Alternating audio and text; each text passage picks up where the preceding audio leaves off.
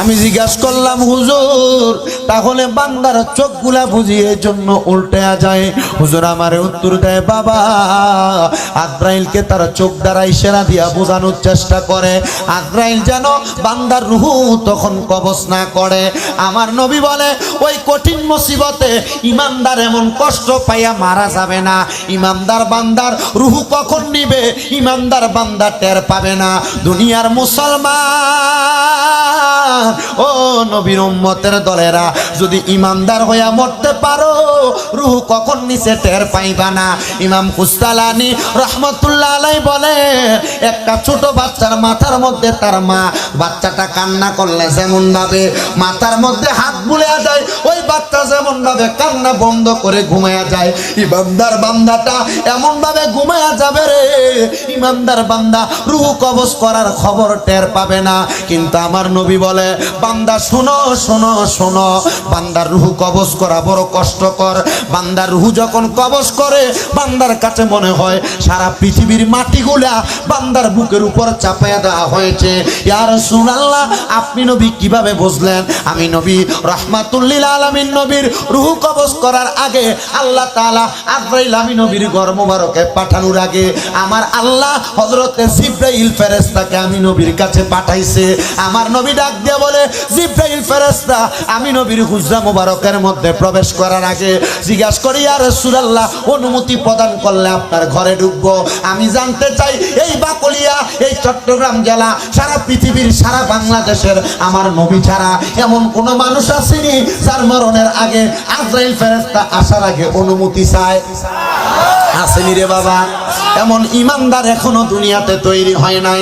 আমার নবী ডাক দিয়ে বলে উম্মতের দলেরা শুনে নাও শুনে নাও শুনে নাও আমার ফাতেমা আমি নবীর কলিজার টুকরা কন্যা আমার নবী ফাতেমা নবীর কন্যা মা ফাতেমা বলে আমার আব্বা জানের রূহ কবজ করার জন্য আজরাইল ফেরেশতা যখন আমার ঘরের দরজার সামনে আসলো আমার ঘরের দরজায় যখন আসসালাতু আসসালামু আলাইকা ইয়া রাসূলুল্লাহ বলে সালাম দেয় আমি ফাতেমা ঘরের দরজাটা খুইলা দেখি রে একজন ব্যক্তি আমার ঘরের দরজার সামনে দাঁড়িয়ে আছে যার পাগুলা জমিনে আর মাথাটা আসমানের দিকে লাগিয়ে আছে।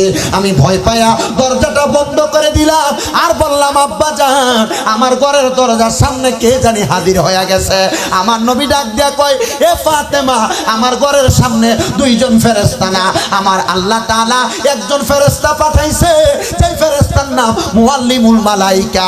উনি হইলেন সকল ফেরেশতাদের ওস্তাদ সকল ফেরেশতাদের শিক্ষক। তার নাম হইল হযরতে জিবরাইল আলাইহিস সালাতু ওয়াস সালাম।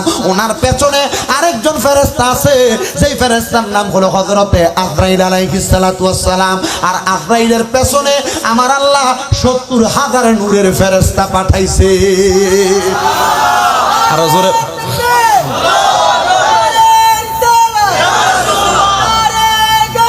ইয়া রাসূল আমার বাবাজিরা বন্ধুরা রে জিবরাইল আমার নবীর দরজার সামনে দাঁড়াইয়া অনুমতি কামনা করে। আমার নবী রাহমাতুল লিল আলামিন নবীর হুজরা মুবারকের মধ্যে জিবরাইলকে প্রবেশ করার অনুমতি দেয়। জিবরাইল জিজ্ঞাসা করে ইয়া রাসূলুল্লাহ নবী গো ও দয়ার নবী মায়ার নবী রাহমাতুল লিল আলামিন নবীজি আপনি নবী অনুমতি প্রদান করলে আমার আল্লাহ বলেছে আপনার রূহটা নিয়ে যাবে।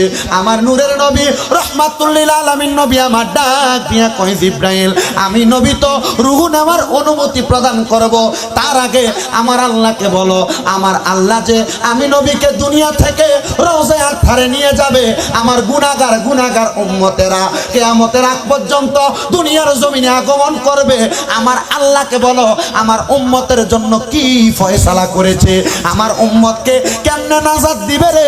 ও জিবরাইল জিজ্ঞাসা করো আমার আল্লাহ তাআলার ফেরেশতা জিবরাইল আমার আল্লাহর কাছে বলে ও আল্লাহ গো আপনার বন্ধু তো উম্মতের নাজাতের ফয়সালা চায়।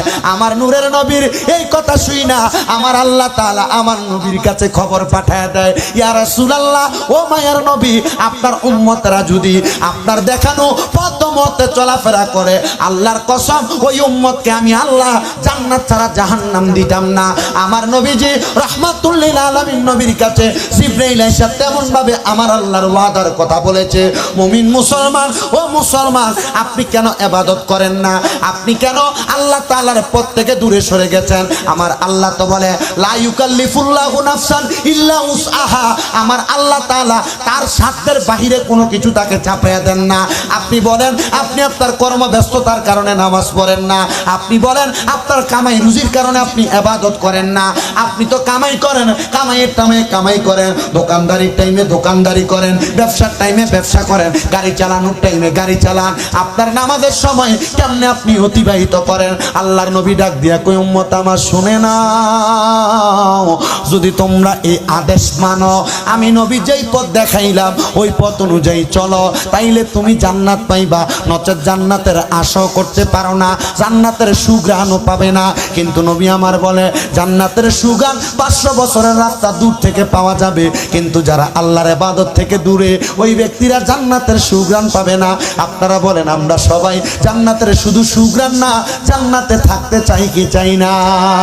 হে রাসূল তোমায় ভালোবাস অন্তরে শুধু মুখে না, জান্নাতের আশায় নয় হে রাসূল জাহান্নাম না। হে রাসূল তোমায় ভালো অন্তরে শুধু মুখে না, জান্নাতের আশায় নয় জাহান্নাম। তোমায় পাবার আশায় মন ছুটে যায় মদিনায়। এই অদমের আরজি শোনো, একবার দেখা দাও না। হে রাসূল তোমায় ভালোবাসি অন্তর মুখে না, জান্নাতের আশায় নয় হে রাসূল জাহান্নাম। তোমায় পাওয়ার আশায় মন ছুটে যায় মদিনায়। তোমায় মন ছুটে যায় মদিনায়। এই অদমের আরজি শোনো, একবার দেখা দাও না। হে রাসূল তোমায় ভালো অন্তরে শুধু মুখে না, জান্নাতের আশায় নয় হে রাসূল জাহান্নাম কেউ না, জান্নাতের আশায় নয় হে রাসূল জাহান্নাম। নবীজি ও মায়ার নবীজি, ও দয়ার নবীজি, রহমাতুল লিল আলামিন নবীজি, আপনি নবীকে দেখার জন্য এত কাজ করি, এত ইবাদত করি, এখনো তো আপনি নবীকে আমরা দেখতে পাইতেছি না। আমার নবী বলে উম্মতের দল দেখার জন্য আর কি কি কাজ করবা? ও মুসলমানের দলেরা কি কি কাজ করবা? ইমানদার হইয়া তো এখনো মরতে পারলা না। ইমানদার তো মরার সময় নবীর দিদার পাইব। আপনারা বলেন আমরা সবাই ওই নবীর দিদার চাই কি চাই না? আহারে ও নবীর উম্মতের দলেরা, আশিক রাসূল ভাই বাবারা, ও নবীর উম্মতের দলেরা, মনোযোগ দিয়া শুনবা, মনোযোগ দিয়া শুনবা। এবার ইমানদার বান্দার রূহ নিয়া গেল, ইমানদার বান্দা কিন্তু টের পায় না। ছোট বাচ্চা যেমন ঘুমায়া যায়, ইমানদার বান্দা তেমন ভাবে ঘুমায়া যাবে গো। বলেন বাবাজিরা, মরার পরে আমাদেরকে কাফন পরায় কি পরায় না? মরার পরে গোসল দেয় কি দেয় না? মরার পরে আমাদের সবাইকে কবরে নামায় কি নামায় না? ও নবী গো, মরার পরে আপনি নবী বলেন না আমার গোসলের আগে একবার দেখা দিবেননি, কাফনে ঢুকানোর আগে একবার দেখা দিবেননি, কবরে নামানোর পরে যখন বিসমিল্লাহি ওয়া আলা মিল্লাতে রাসূলিল্লাহ বলে কবরে নামাবে, আপনি নবী একবার আমাদের রাসূলুল্লাহ ইয়া হাবিবাল্লাহ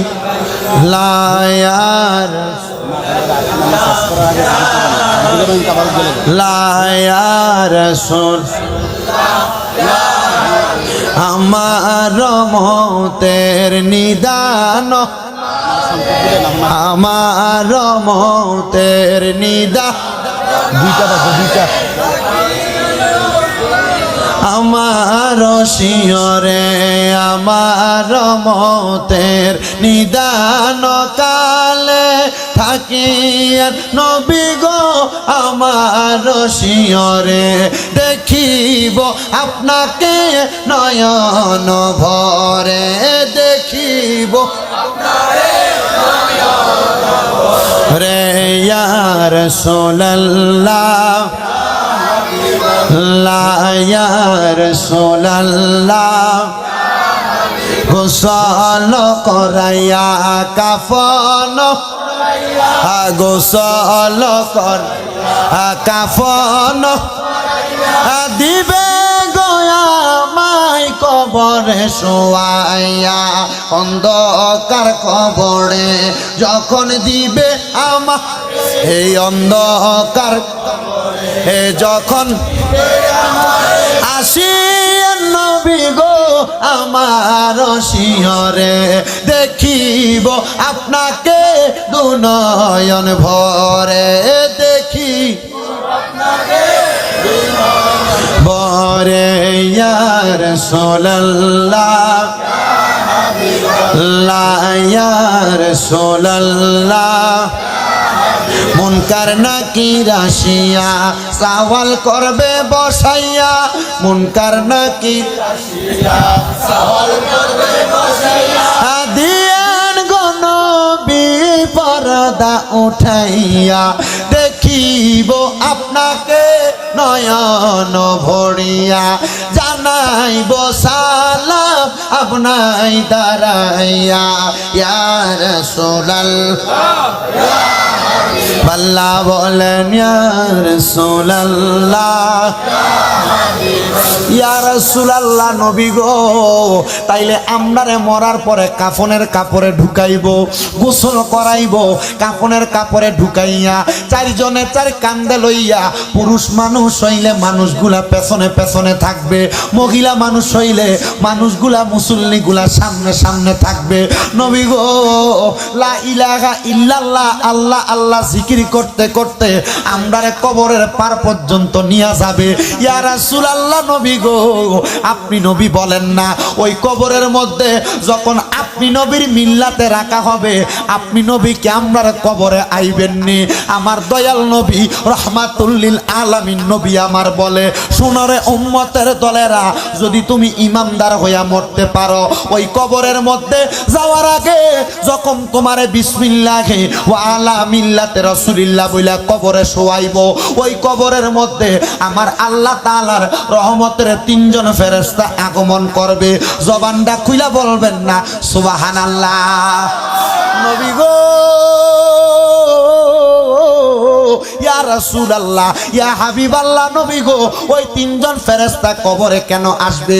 আমার নবী বলে, আমার আল্লাহর ইমানদার বান্দা বান্দাটারে ওই কবরের মধ্যে যখন মানুষগুলা শোয়া দিবে 3.5 হাত মাটি, আমি জানতে চাই ওই মাটির মধ্যে আপনারা কোনো লেপ দেননি, তোষক দেননি, এখন যে দামি ম্যাট্রেস বাইর হয়েছে দেননি, কোটি টাকার মালিক উনি মারা গেলে দেয়নি, না না রে বাবা, কোনো কিছু দেয় না। আমার নবী বলে, উম্মত শোনো শোনো শোনো রে, দুনিয়ার মানুষ যখন মারা যাবে, ওই মানুষটাকে কবরের মধ্যে যখন রাখবে, মানুষ দেখবে তারা মাটির ঘরের মধ্যে শোয়া দিতেছে, ডাইনেও মাটি, বামেও মাটি, সামনেও মাটি, পেছনেও মাটি, উপরে বাঁশের কারখানা, তারপরে চাটাইয়ার মাটি। নবী গো, ইমানদার বান্দার কবরে কি মাটি থাকবো? আমার নবী বলে দুনিয়ার মানুষ দেখবে তারে মাটির ঘরের মধ্যে শোয়ায়া দেয়, কিন্তু শোনো শোনো রে, যারা ইমানদার হইব, বলেন যারা কি হইব? বলেন তারা কি হইব? যারা ইমানদার হইব ওই কবরে ফেরেশতা আইব।